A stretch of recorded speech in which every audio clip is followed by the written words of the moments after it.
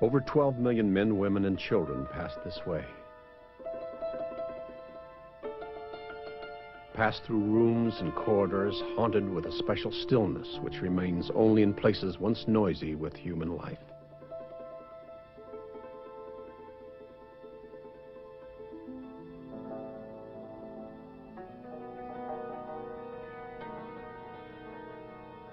Here they bought tickets for 1,000 places in America. Here they traded their drachmas, their liras, and their ruples for dollars. Here they sang their first American songs, experienced their first American Christmas and Hanukkah.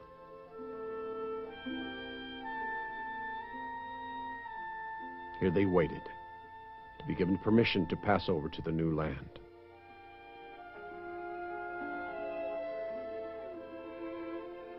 Tens of millions of us have relatives who came this way. Sat in this room, part of the largest human migration in history.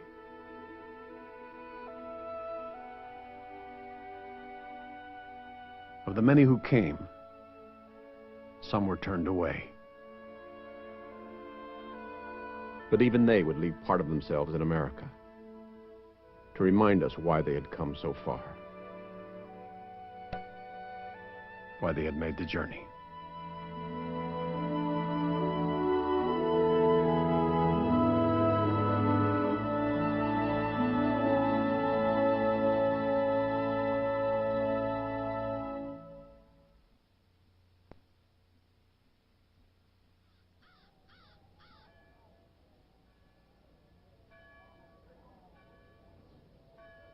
You never know how hard it was to leave her. That was the hardest thing Hank ever had to do. She said, if you leave, why, I don't ever want you to come back again. Long, hard life. Was.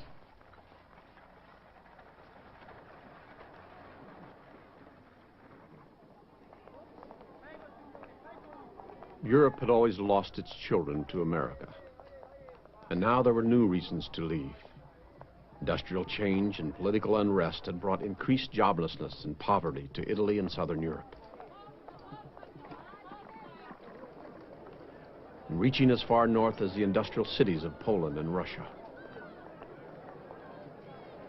In America, they were saying, there was a future, perhaps a fortune to be made. In the southern European ports of Naples, Piraeus, Trieste, and Constantinople, they gathered to board the ships to America. Some were birds of passage, leaving to seek work and return. Others with hopes to find at the end of the journey the good permanent life that awaited, they were told, 3,000 miles across the sea.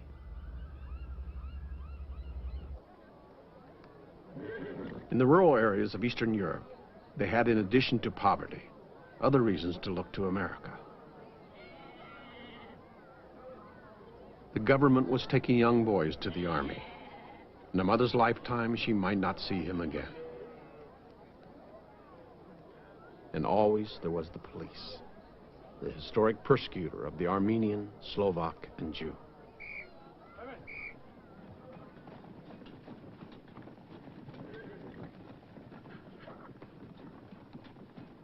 You know what I see now?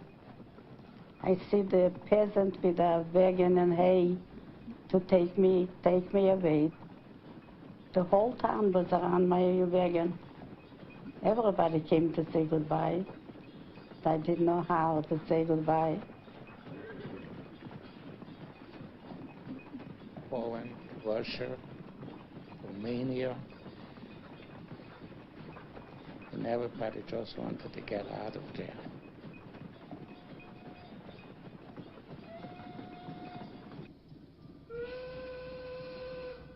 Making their way to the railheads, they sought passage to the sea. Some had money for the journey, and some did not.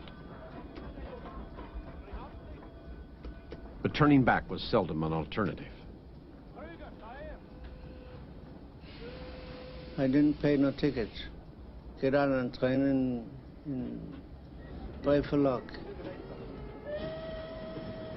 They carried us just like you would carry a load of a bunch of pigs. If you're gonna move a bunch of calves, a bunch of pigs, would you put them in a passenger car? That's the way they looked at us.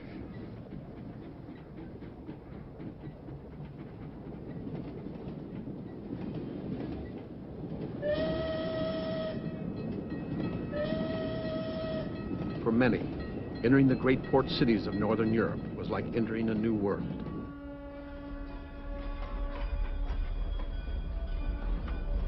They had reached the sea, and the immigrant was now in the hands of the steamship company.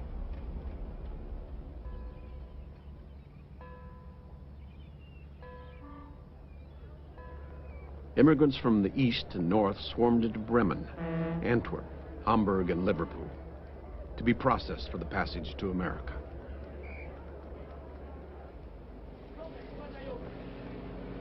They stood in line together, those who saw America as an adventure, those who saw America as a beacon of hope.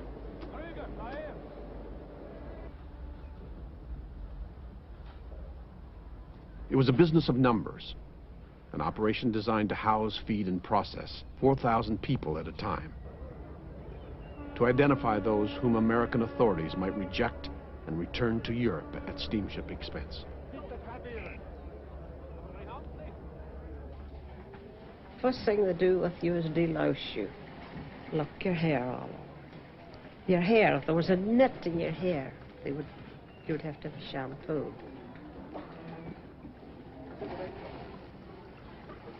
Fearing epidemics, huge facilities were established to fumigate clothing, baggage, and people. Processed and ticketed, they waited for their ship.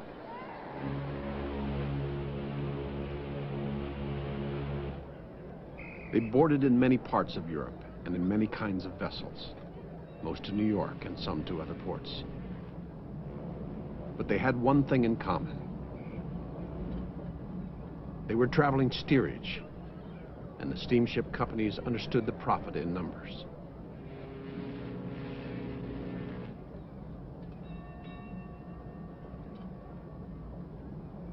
They began a journey that could last from a week to a month.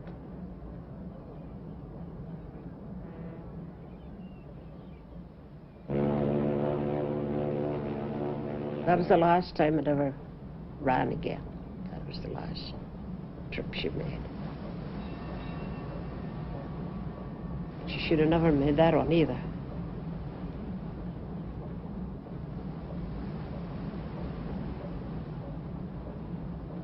For some, it would be a voyage without incident. For others, the crossing would provide days for which they were ill prepared. They gave us a tin plate with a fork and a spoon, a cup of soup, and that much bread, 15 days.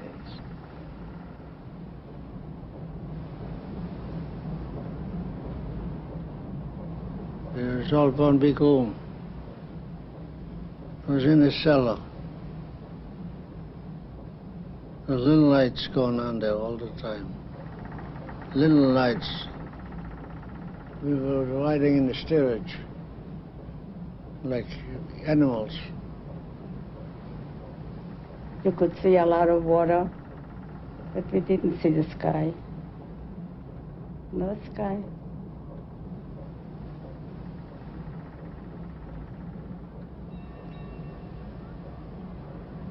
To escape the throbbing engines and the odor of spoiled food, those with blankets came on deck for air.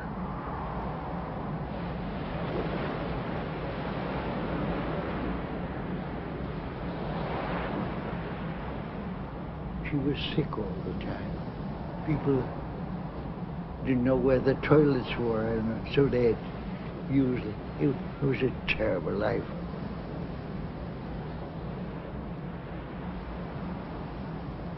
I prayed one night that that ship would go down. It was so horrible. It had to stop for a while. For some, the waves was washing.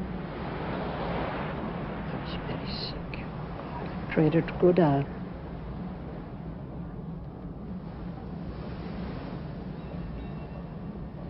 There's only one thing in my mind. I wanted to get out of there and to come to America.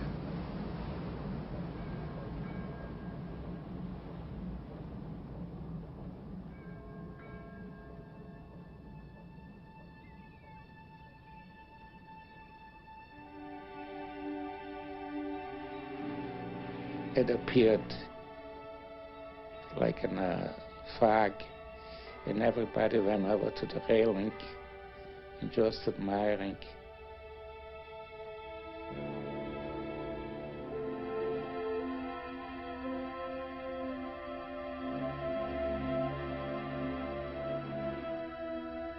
I thought I was in heaven. My God, this is a city on earth, or this is a city in heaven. Never seen a building that big, but beautiful. I have to cry.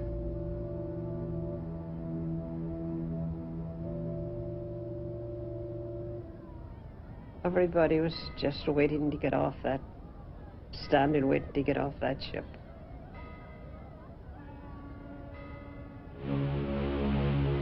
You were just wondering where you were coming to or what was going to happen to you, you know, in your mind.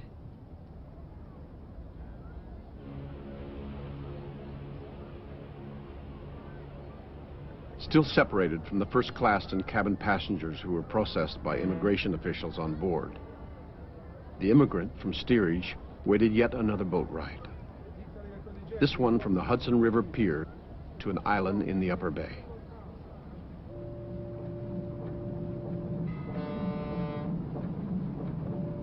Crowded into barges and ferries, they approached the place that had become a legend in their mind.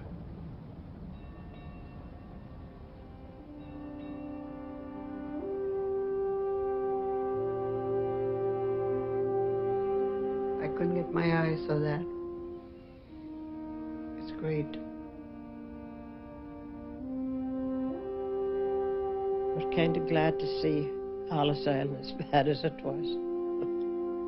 It was good to see any kind of land. It was. According to the houses I left in my town, this was like, like a whole city. And I almost felt smaller than I am.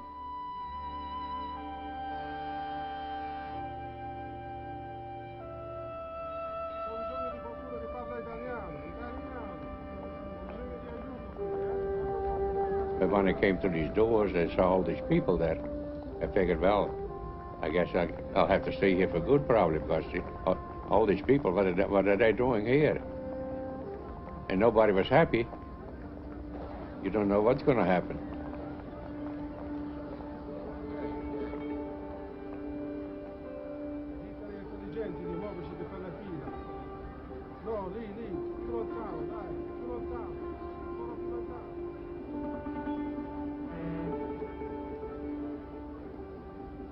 I had a coat and a dress and a pair of shoes. That's it. One suitcase I had with me. And about $50, I guess. My basket, my little basket, that's all I had with me. You were lucky to have the one. We had no other possessions but that. We had no baggage. We had nothing. Nothing except the clothes. We had nothing.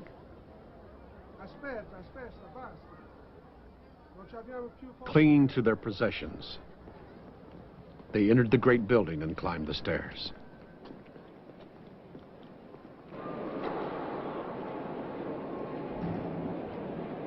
Jesus, Mary and Joseph, I says, where am I? They would come right into the big hall, and there they were told to sit and stay there. And they didn't know where they were. It was a new land, but they hadn't been in land. It was just a big hall. And all you could get was tears and crying of the children. For the vast majority, the process would last less than a day. But now they waited. Those from Europe and the Near East with those who had arrived from the Caribbean. Those who were the first in their family to come to America with those who would be met. Those who came to make money in return with those who were determined never to return.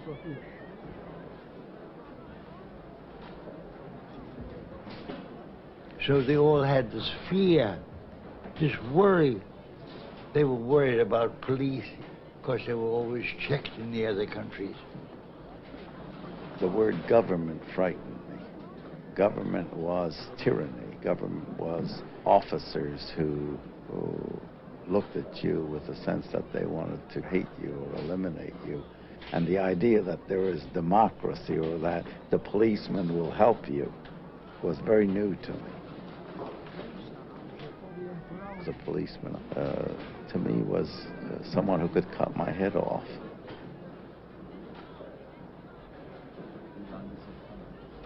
It was the most dangerous thing for everybody to go through it. The ice.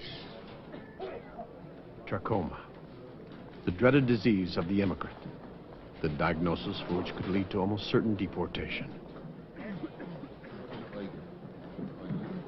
If there's anything that put a chalk mark here, chalk mark there. Those identified to be set aside for possible rejection represented a small percentage examined each day. But this was little consolation to a family separated. You didn't have to know the people, but you know that somebody's missing. The agony they went through. So you know that somebody's missing in the family. All of a sudden, the thought, my goodness, they're separating us. Because that's what the police always did. They separated the men from the women and then took care of the women and children.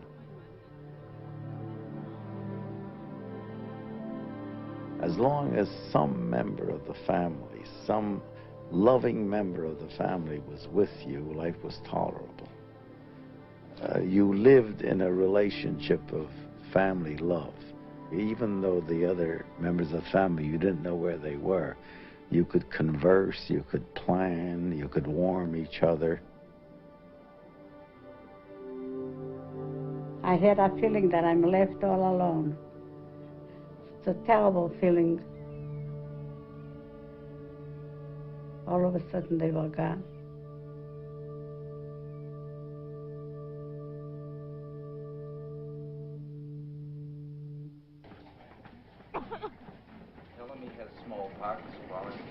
America did not want the burden of an unhealthy immigrant. America wanted a person who could make a living and was not bringing into the country an infectious disease. And they looked your back over and your lungs and your heart and everything. And you were sent from one to the other, one doctor to the other. And a lot of people was put away on the side.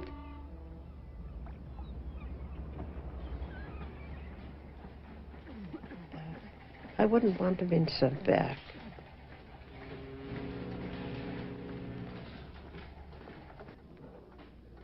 People were rejected because they showed outward signs of illness, what they considered mental difficulties.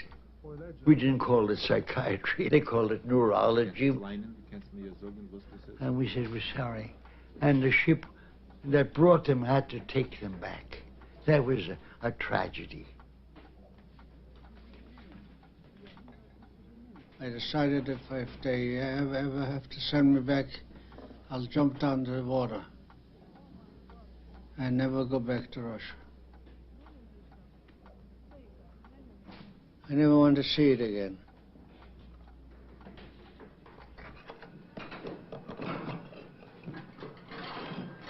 Built for 1,500, the dining room often fed 3,000. There would be dishes and forks and knives and white napkin, long tables well set, but when the people went in, it was like chaos. And they handed us food. Food was not something people gave you. I didn't like it, but then I tasted it again. I never had seen a banana before. To me, this white bread was like cake already.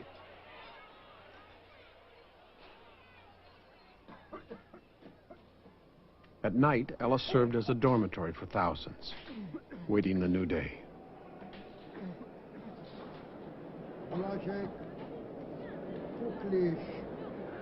Each morning, the great hall would fill, and the noise would begin again. Hopefully, their papers were in order, a clean bill of health, a letter from a relative guaranteeing they would not become a public charge, proof that they were not a contract laborer or a dangerous alien.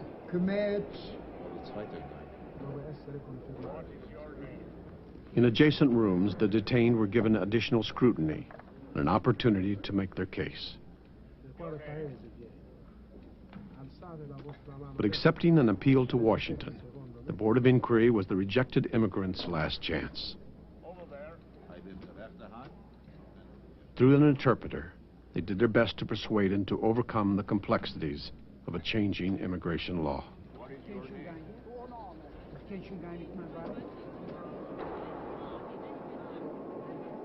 But it was in the Great Hall where the vast majority faced their first and their last test.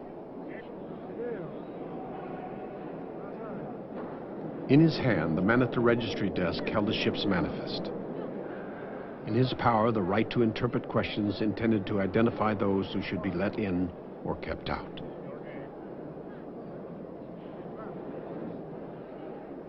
They know a word of English. I couldn't understand English, not one word. First question, how much money have you got? She had to have £5. My father, I remember, gave me that £5. Do you know how long? It took a couple of years, 2 and 3 years, to get that $25. My mother, when we got nearer and the person at the desk called our names, my mother turned to me, she says, I was never here. How does she know my name? I said, it's all right, Mom. She knows it. They asked me my name, and I told them Licht, and they say, how do you spell it? Well, I didn't know how to spell it, and they didn't know it, and they spelled it L-I-C-H-T. I said, it's all right for me, I don't know the difference. But then they said, all right, you can go. You're free to go. To Hoboken. Yeah.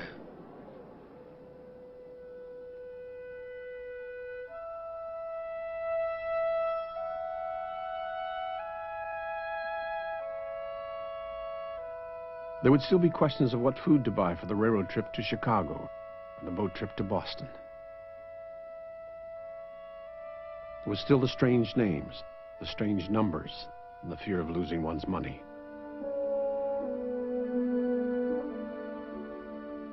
There was the process of buying a ticket to places with unpronounceable names like Pittsburgh, Hamtramck, and Keokuk. But those were details. The island had passed them through. The door to America had opened. It was as if God's great promise had been fulfilled. I'm going into a free land. I don't think I ever can explain that feeling that I had that time. There isn't such a thing to be explained. It came out of my system. It's over. not my native land, but it means more to me than my native land. It means more to me than my native land.